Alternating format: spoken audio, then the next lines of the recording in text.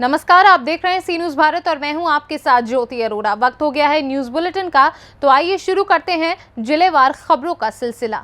खबर गिरिडीह से है, जहां आगामी पर्व सरस्वती पूजा को शांतिपूर्ण संपन्न कराने के लिए धनवार थाना परिसर स्वागत कक्ष में शांति समिति की बैठक हुई। बैठक की अध्यक्षता खोरी महुआ अनुमंडल पुलिस पदाधिकारी साजिद जफर ने की। बैठक में आगामी त्योहारों को लेकर चर्चा हुई। बैठक में खोरी महुआ अनुमंडल पुलिस पदाधिकारी साजिद जफर के अलावा धनवार थाना प्रभारी पीकू प्रसाद, धनवार अंचलाधिकारी उपस्थित थे। इस बैठक में शामिल सभी लोगों ने अपने अपने क्षेत्र में पूजा व पंडाल की जानकारी दी। वहीं करगाली पंचायत के जटाहा गांव के पूजा समिति के लोगों ने मूर्ति विसर्जन के लिए नए रूट की मांग की। थाना प्रभारी पिंकू प्रसाद ने पूजा के दौरान विधि व्यवस्था की विषयवार जानकारी दी। एसडीपीओ ने कहा कि सभी धर्म समान हैं और यहाँ के सभी लोग भारतीय हैं। सभी से मेरा आग्रह है कि मिलजुल कर त्योहार मनाएं। मौके पर जमुआ इंस्पेक्टर प्रमोद कुमार सिंह, नशीम राही, मुखिया असगर इमाम, उदय सिंह, सुबोध राय आदि लोग मौजूद रहे। क्या क्या चर्चा हुआ, क्या क्या गाइडलाइन दिया गया? आज 11 फरवरी 2024 को जो आने वाला वसंत पंचमी है, उसको लेकर के रात धनवार में एक शांति समिति की बैठक हुई। इस बैठक का जो मुख्य मुद्दा है वो जटाहा एरिया को लेकर के, यहाँ पे कुछ लोग चाहते हैं कि एक नया रूट हो, कुछ लोग चाहते हैं कि पुराना रूट ही चलता रहे। तो इस मुद्दे पे मैं एक चीज़ कहना चाहूँगा, सर्वधर्म संभव। हमारा देश का संविधान इसी बात पर आधारित है।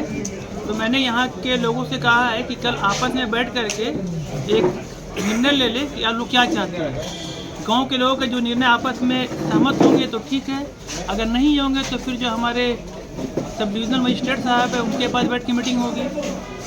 कोशिश करते हैं कि वहाँ से बातें सॉल्व हो जाएंगी, नहीं हो पाएगी तो फिर आगे बातें होंगी। लेकिन हमारे पास जो भी अधिकार है, जो भी हमें आदेश मिलेगा ऊपर से पालन करवाने का, हम लोग उसको करने के लिए बाध्य होंगे। तो हम आशा यही करते हैं कि वहाँ की जनता इतनी समझदार है कि आपस में मिल बैठ करके उस चीज़ को फाइनलाइज कर लेके और हम लोग उसी को पालन करेंगे। धन्यवाद। सरस्वती पूजा को क्या क्या गाइडलाइन दिया गया? हाँ, गाइडलाइन बहुत सारा है इसमें। सबसे पहले तो गाइडलाइन ये है कि लोग सरस्वती पूजा में जहाँ पे हम शिक्षा की बात करते हैं तो लोग शिक्षा की ही बात करें, किसी तरह का फूहड़ गाना ना बजाएं।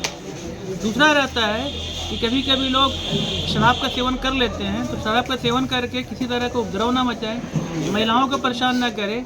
और जब अजान की वक्त हो रही हो तो उस समय कुछ देर के लिए अपना डीजे बंद कर दें। और जब डीजे बजा रहे होते हैं तो डीजे का आवाज़ लिमिटेड साउंड में बजाएं, क्योंकि डीजे तो ऐसे भी अलाउड नहीं है। तो मेरा संदेश यही है कि हो सके तो डीजे का क्रेज बिक्री ना करें, लेकिन अगर बजाते हैं तो लिमिटेड आवाज़ में बजाएं।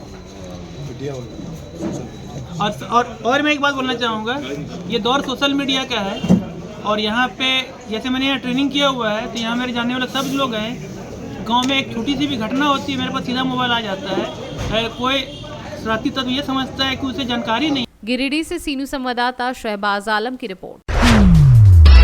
खबर हमीरपुर से है, जहां मुख्यमंत्री सामूहिक विवाह योजना के अंतर्गत 184 जोड़ों का सामूहिक विवाह डिग्री कॉलेज कुचैचा में विधि विधान और मंत्रोच्चारण के साथ संपन्न हुआ और उपस्थित सभी अतिथियों ने नवविवाहित वर वधू को उनके सुखद जीवन के लिए आशीर्वाद देते हुए उज्जवल भविष्य की कामना की। सामूहिक विवाह कार्यक्रम का शुभारंभ जिलाधिकारी राहुल पांडे, अध्यक्ष जिला पंचायत हमीरपुर जयंती राजपूत, सांसद प्रतिनिधि अशोक तिवारी समेत कई लोगों ने किया। विवाह कार्यक्रम में आए हुए जोड़ों को प्रमाण पत्र अतिथियों द्वारा वितरित किया गया। इस दौरान कार्यक्रम को संबोधित करते हुए अन्य अतिथियों ने कहा कि ये योजना बहुत ही लाभकारी सिद्ध हो रही है।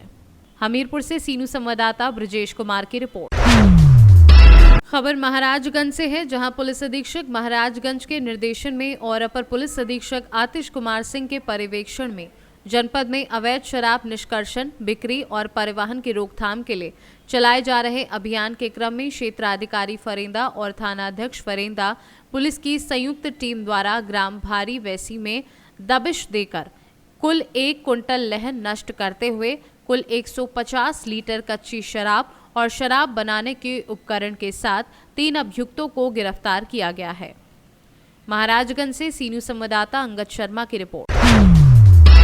खबर रायबरेली से है, जहां जस्टिस पार्टी की उत्तर प्रदेश में 15 प्रत्याशियों की लिस्ट घोषित हो गई है। पार्टी लगभग 35 प्रत्याशियों को चुनाव मैदान में उतारेगी। जस्टिस पार्टी के राष्ट्रीय अध्यक्ष इंद्रपाल पासी ने कहा कि मेरी पार्टी के साथ 18 पार्टियां हैं और इंद्रपाल पासी ने भी कहा कि भाजपा सरकार से जनता बहुत परेशान है। सरकार बेरोजगारों को रोजगार नहीं दे पाई है, किसानों की समस्या हल नहीं हो पाई है। वहीं भाजपा कह रही है कि 80 में 80 सीटें उत्तर प्रदेश में जीतेंगे, तो इसी पर इंद्रपाल पासी ने कहा कि ईवीएम मशीन को हटा दिया जाए, फिर असली जंग होनी चाहिए। उन्होंने और क्या कुछ कहा, आप खुद सुनिए। सर अपना परिचय बताएं।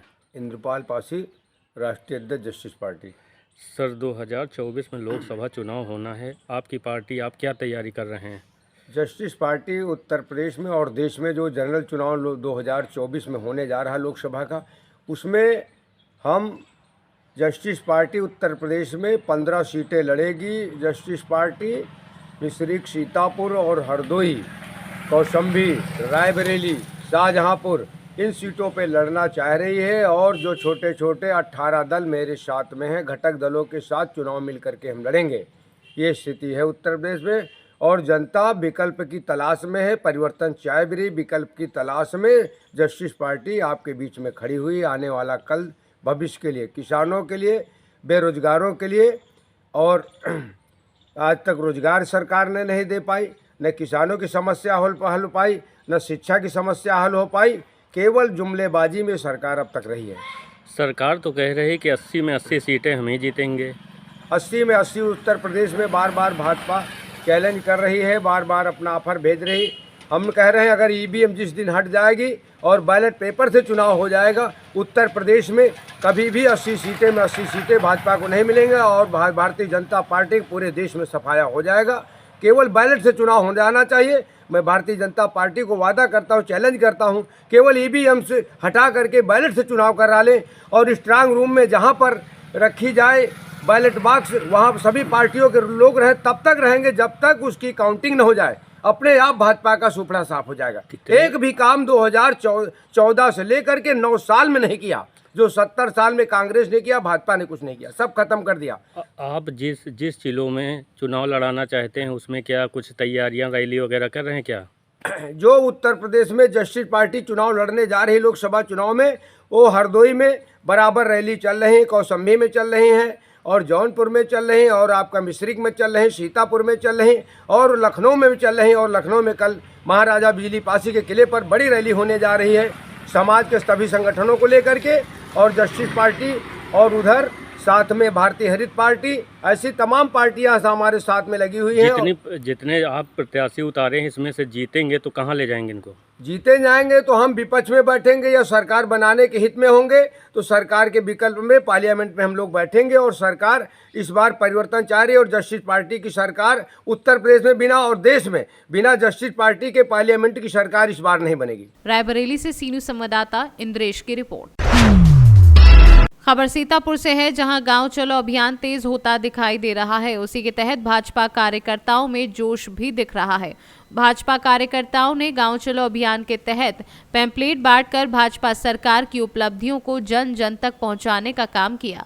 इस मौके पर संतोष शुक्ला, नगर मंत्री सह संयोजक गांव चलो अभियान, सुनीता पांडे, नगर मंत्री महिला मोर्चा सभासद चंद्रशेखर आकाश मिश्रा, नगर मंत्री अनुसूचित मोर्चा जिलाध्यक्ष विनोद गिहार समेत कई लोग मौजूद रहे। गांव चलो अभियान के कार्यक्रम है।